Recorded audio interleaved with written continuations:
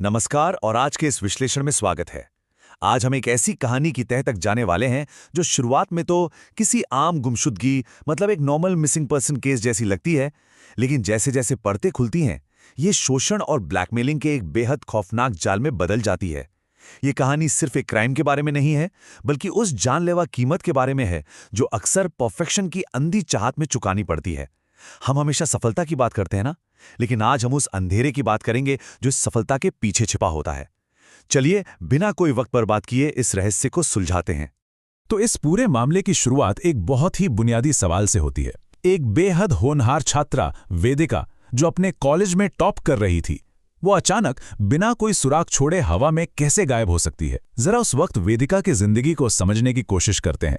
एक तरफ उस पर अपने रूढ़िवादी परिवार के सख्त नियम थे और दूसरी तरफ एक ऐसी अरेंज मैरिज का भारी दबाव जिससे वो बिल्कुल नहीं करना चाहती थी। घुटन बहुत ज्यादा थी और फिर अचानक एक दिन वो ऐसे गायब हो जाती है जैसे उसका कभी कोई वजूद ही न रहा हो।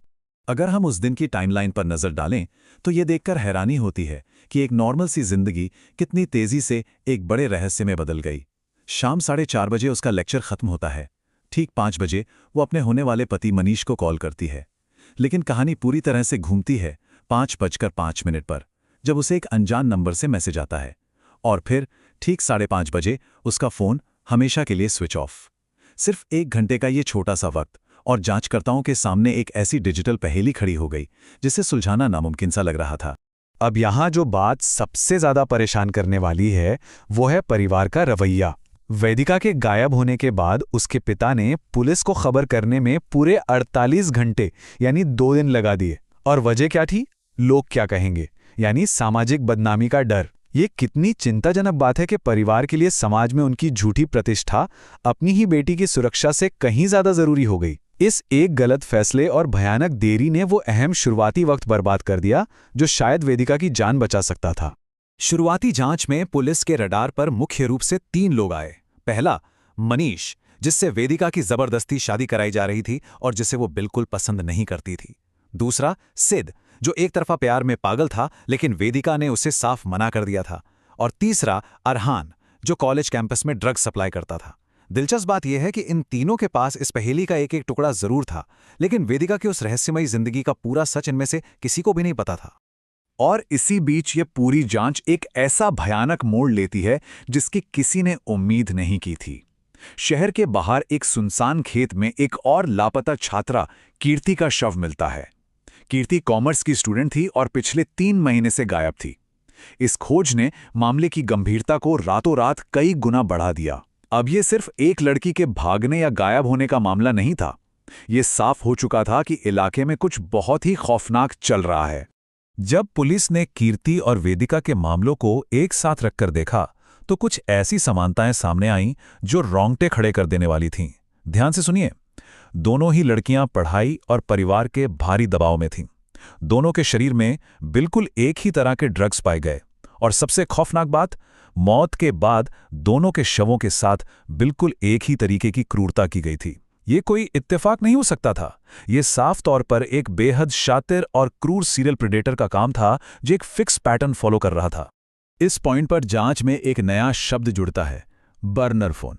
आसान भाषा में समझें तो ये एक ऐसा प्रीपेड मोबाइल होता है जिसे क्रिमिनल सिर्फ कुछ वक्त के लिए इस्तेमाल करते हैं और फिर नष्ट कर देते हैं ताकि पुलिस उन्हें ट्रेस ना कर सके। याद है वेदिका को 5:05 पर आया वो मिस्ट्री मैसेज? जी हाँ, वो इसी बर्नर फोन से आया था। इसका सीधा मतलब यह था कि कातिल कोई नौसिखिया नहीं बल्कि बहुत ही प्रोफेशनल था और पूरी प्लानिंग के साथ इस वारदात को अंजाम दे रहा था। तो अब सवाल ये था कि अलग अलग पढ़ाई करने वाली और एक दूसरे को न जानने वाली इन दोनों लड़कियों के बीच आखिर कनेक्शन क्या था? बहुत छानबीन के बाद जांचकर्ताओं को एक इकलौती कॉमन लिंक मिल गई, शर्मा ट्यूटोरियल्स। दोनों ही लड़कियां इस एक ही प्राइवेट कोचिंग सेंटर में जाती थीं और बस यहीं से शिक्षा के नाम पर चल रहे एक बहुत ही घिनौने और काले सच की परतें खुलना शुरू होती हैं। असल में ये कोई आम कोचिंग सेंटर नहीं बल्कि एक्सप्लॉयटेशन यानी शोषण की एक पूरी पाइपलाइन थी जहां साकेत मेहरा जैसे ट्यूटर्स बैठे थे। इनका काम करने का तरीका बहुत ही कैलकुलेटेड था। स्टेप 1, बच्चों पर पढ़ाई और टॉप करने का जानलेवा मानसिक दबाव डालना। स्टेप 2, जब बच्चियां टूट जाती तो इसी डर का फायदा उठाकर अच्छे ग्रेड्स के बदले में फेवर्स की मांग करना। और फाइनली स्टेप 3, उनकी वीडियो बनाकर उन्हें बेरहमी से ब्लैकमेल करना और जबरन देह व्यापार में धकेल देना। इन बच्चों की मजबूरी का जिस तरह से फायदा उठाया गया वो सच में हिलाकर रख देने वाला है। लेकिन जरा रुकिए, यहां एक बहुत बड़ा लॉजिकल सवाल खड़ा होता है। अगर ये ट्यूटर्स एक मुनाफे वाला ब्लैकमेलिंग रैकेट चला रहे थे तो फिर वो इन लड़कियों की इतनी बेरहमी से हत्या क्यों करेंगे? मेरा मतलब है, अपने ही शिकार को मार देने से तो उनका पूरा धंधा ही चौपट हो जाएगा, है ना? ये वो सवाल था जिसने पूरी जांच की दिशा ही पलट दी। इसका मतलब बिल्कुल साफ था, हत्यारा ट्यूटर्स में से नहीं था और उसका मकसद पैसा या ब्लैकमेलिंग तो बिल्कुल नहीं था। और फिर कहानी में आता है वो ट्विस्ट जिसकी शायद किसी ने कल्पना भी नहीं की होगी। सारे सुराग बाहर किसी मुजरिम की तरफ नहीं बल्कि सीधे घर के अंदर इशारा कर रहे थे। वो खास ड्रग्स जो दोनों लड़कियों के शरीर में मिले थे वो किसी और ने नहीं, खुद वेदिका के सगे छोटे भाई आयुष ने खरीदे थे। इस एक सबूत ने उस सुरक्षित परिवार के सारे भ्रम को चकनाचूर कर दिया। जिसके ऊपर रक्षा करने की जिम्मेदारी थी वही असल में भक्षक निकला। आयुष ने पुलिस को जो जवाब दिया वो उसकी विकृत मानसिकता को पूरी तरह से खोलकर रख देता है। उसने कहा उन्हें सजा मिलनी ही थी। सोचिए, जब आयुष को अपनी बहन और कीर्ति की इन मजबूरियों और ब्लैकमेलिंग के बारे में पता चला तो उन्हें सपोर्ट करने या पुलिस के पास जाने के बजाय उसने खुद को उनका जज मान लिया। उसे लगा कि इन लड़कियों ने परिवार की इज्जत पर दाग लगाया है, इसलिए उन्हें दर्दनाक मौत देना ही उसकी नैतिक जिम्मेदारी है। ये सच में बहुत भयानक सोच है। अगर हम इस पूरी त्रासदी को एक साथ जोड़कर देखें तो ये एक बेहद जानलेवा कॉकटेल था। सबसे पहले माता पिता की हर हाल में परफेक्शन और टॉप करने की जिद ने इन लड़कियों को मानसिक रूप से इतना कमजोर बना दिया कि वो किसी से कुछ कह नहीं पाईं।